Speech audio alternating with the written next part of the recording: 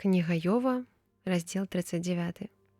Ці ведаеш ты час народзін дзікіх коз у скалах, або сачыў за родам меланій? Ці лічыш ты месяцы цяжарнасці іх, або ведаеш час іх нараджэння?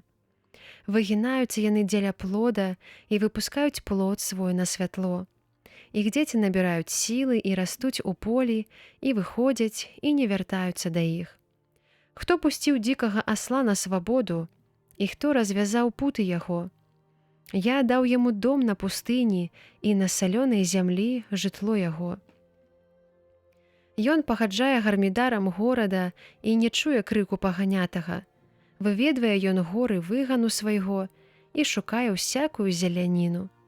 Ці захоча дзікі бык служыць табе, або ці пераначуе ён пры яслях тваіх?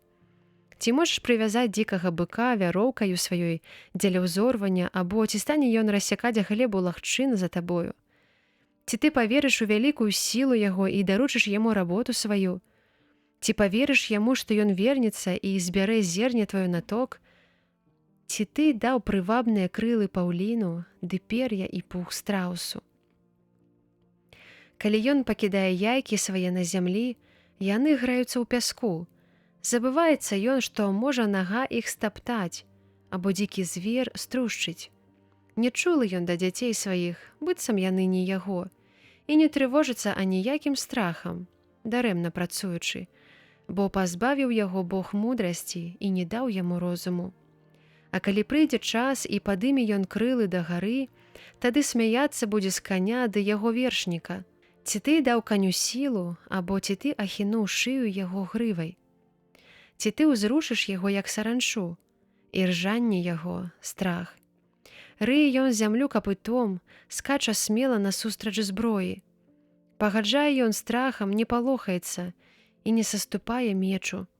Загучыць над ім калчан, заблішчыць дзіда і шчыт, палаючы з фырканнем глытае ён зямлю і не спыняецца, калі загучыць гранне трубы. Калі пачуе ён трубу і ржэ: «Эй, га-га!» І здалёк чую ён бой, воклічы ваяводаў і голас. Ці па тваёй мудрасці лётае ястраб і накіроўвае крылы свае на поўдзень? Ці па тваім загадзе падымецца арол і на недасяжных месцах будзе ладзіць гняздо сваё?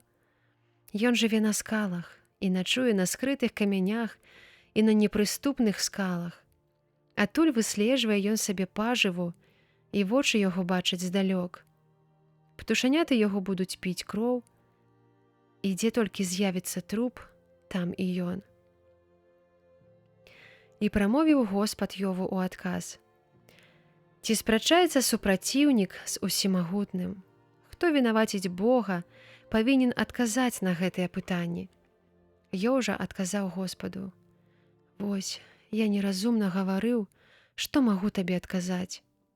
Я кладу руку сваю на вусны свае. Раз я гаварыў, і гэтага не паўтару, і другі раз, але да гэтага нічога не дадам».